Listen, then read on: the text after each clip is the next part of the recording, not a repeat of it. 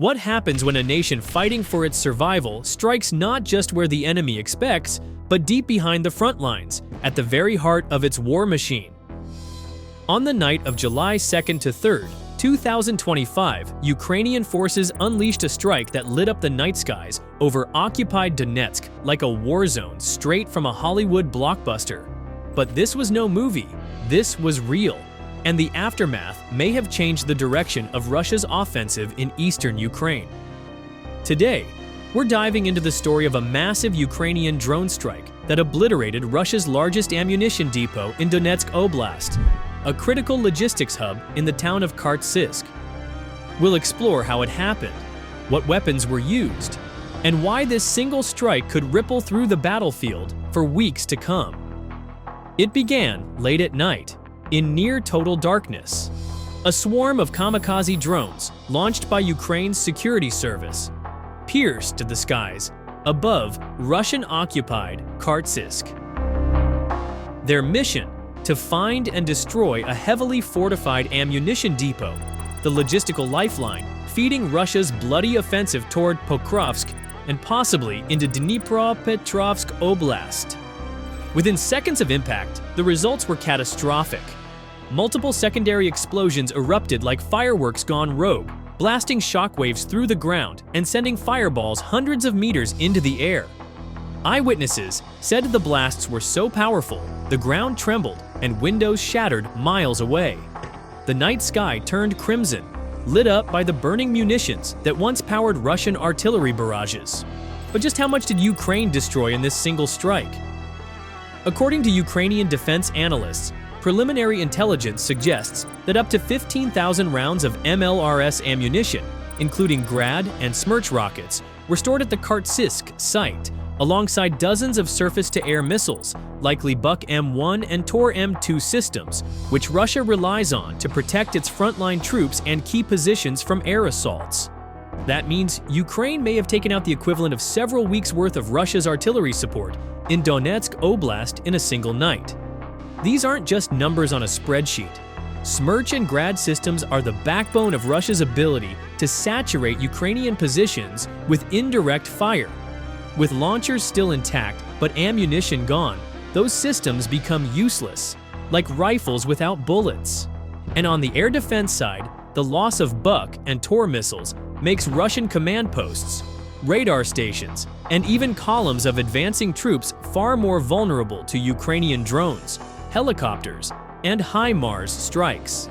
In fact, Ukrainian strikes in recent days appear to have increased in areas previously protected by Russian air defense, suggesting a real gap was created by the Kartsisk blast.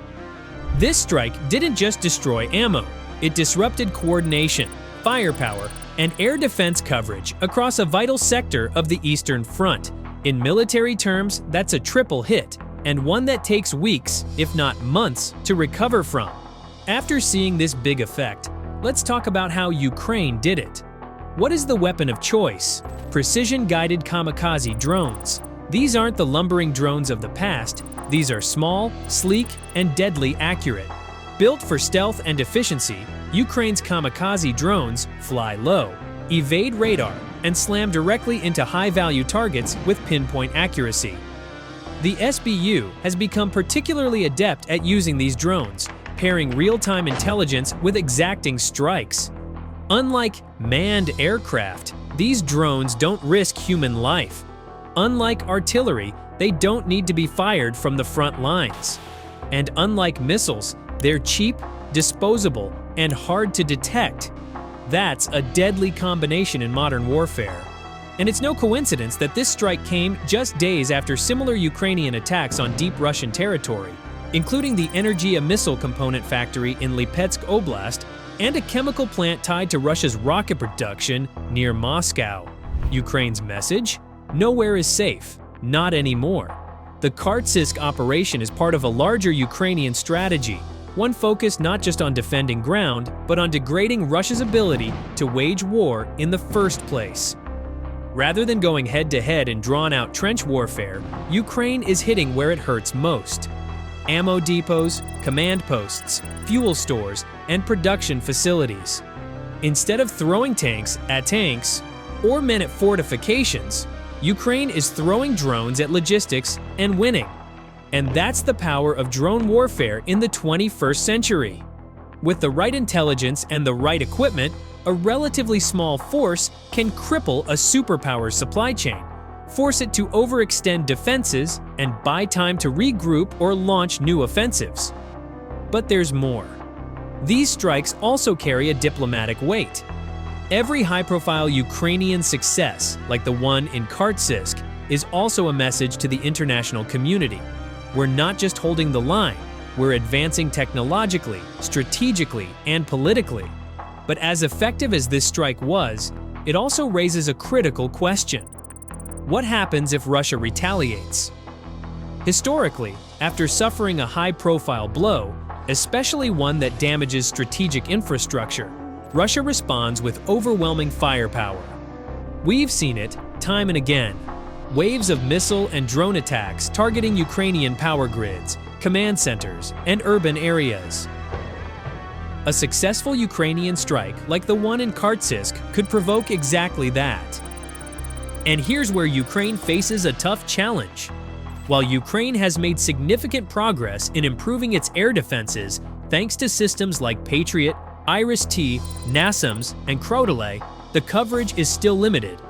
These systems are mostly deployed around major cities like Kyiv, Lviv, Dnipro, and Odessa, leaving large parts of the front lines and smaller towns with only short-range or Soviet-era systems like Buk, S-300, or OSA.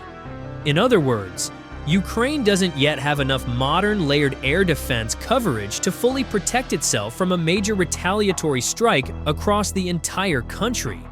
The Patriot systems, in particular, are incredibly effective at intercepting ballistic and cruise missiles, but Ukraine has only a handful of batteries, each able to cover just a small area. One Patriot system can protect a city, but not an entire region. So, if Russia chooses to unleash a large-scale barrage in response to the Kharkiv depot strike, Ukraine will have to prioritize defense of key assets, command centers, radar stations, and energy infrastructure. That's why Ukrainian and US President Donald Trump have recently emphasized the urgent need for more Patriot systems. It's not just about defending cities, it's about protecting the drone bases, HIMARS launch sites, and intelligence hubs that make strikes like Kharkiv possible in the first place. Without robust air defenses, every successful Ukrainian strike risks being followed by a punishing Russian counterattack. That's the reality of this war. Offensive success must be matched by defensive resilience. In the end, the Kharkiv strike shows what Ukraine can do. The next phase, ensuring it can hold the gains and weather the blowback, depends on how quickly air defense support arrives and is deployed across the country. Thanks for watching, and stay tuned for more updates.